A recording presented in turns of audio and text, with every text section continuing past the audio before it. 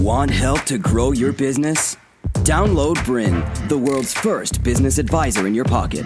To find out more, visit BRiN.ai or search the App Store today.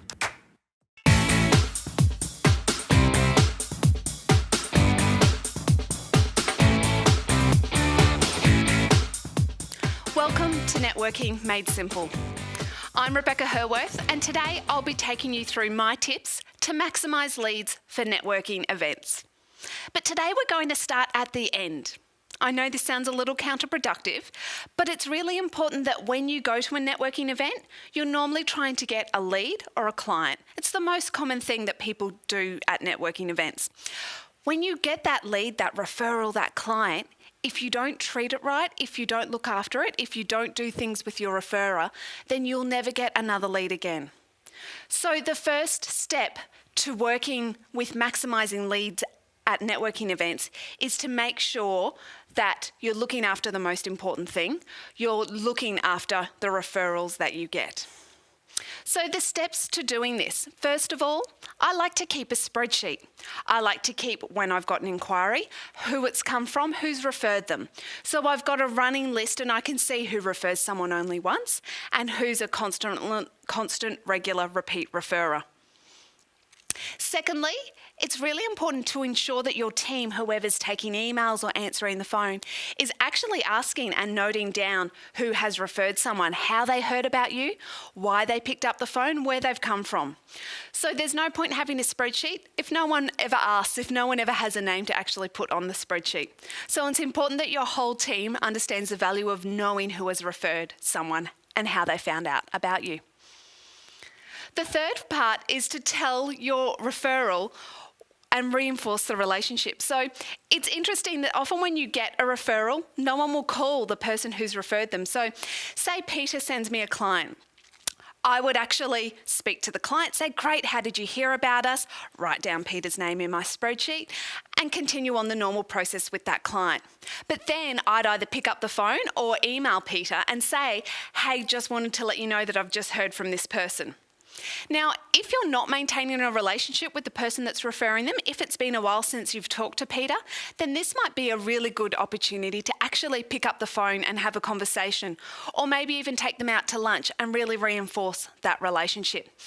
If they've referred to you once, you want to make sure that it's been an enjoyable experience to try and encourage them to refer to you again and again in the future. So straight away, it's important to let them know, to tell your referrer that someone has actually given you a call. It's amazing how if you don't do this, sometimes people will stop referring to you because they feel that you haven't valued that effort that they've gone to pass on your details. The fourth part is to then update the referrer. So one thing to say, hey, Johnny got in touch with me. Peter, thank you so much for passing on our details. But then secondly, after I've met with Johnny, I would shoot an email to that referrer, to Peter, and say, hey, just wanted to let you know I met with Johnny today.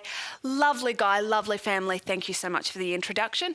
What they're looking at doing, and if it's appropriate, you don't want to, of course, share confidential details, but if it's appropriate, I'd say they're looking at renovating their house, so this is a perfect match for us. Just wanted to thank you again. I'll let you know how they progress. If that referral doesn't go ahead, then it's really important that you've had this conversation with the person who passed on that referral, because that says that you've done everything in your power to turn that person into a client for you. That referrer then knows that if Johnny comes back to them and says, oh yeah, we went and met with Rebekah, we've decided not to go ahead, they might actually be able to convert and turn that back and dig a bit further and find out what's going on. But if you never update the referrer, if you never tell them what's going on and where you've gone to with that client, then again, they feel unloved, they feel left out of the loop, and they don't have an opportunity to actually help convert that client. The important part with this is also to stay front of mind. So we've had a few points that we've touched base with this referrer, this person who has passed on your details to one of their clients. every time you touch with them, you contact them or say thank you or update them, you're staying front of mind. So they're remembering who you are. They're remembering that you're good at what you do. Because if you're saying, this person's got in touch with me, thank you. If you're saying, hey, I've just met with them and this is what happened, thank you. Then you must be really good at what you do if you're that good at those little bits and pieces. So it's a great way to stay front of mind without having to do crazy, silly things to stay there. You're staying front of mind because you're competent and excellent at what you do, which again helps them refer you more in the future. And the fifth part of this is to say thank you. Now, it's a little thing and I'd actually be saying thank you at every step, but if this person converts to a client for your business, you really need to say thank you to your referrer in a very clear way. Now, depending on your business and the size of the job, I would actually think that you could say thank you with a gift.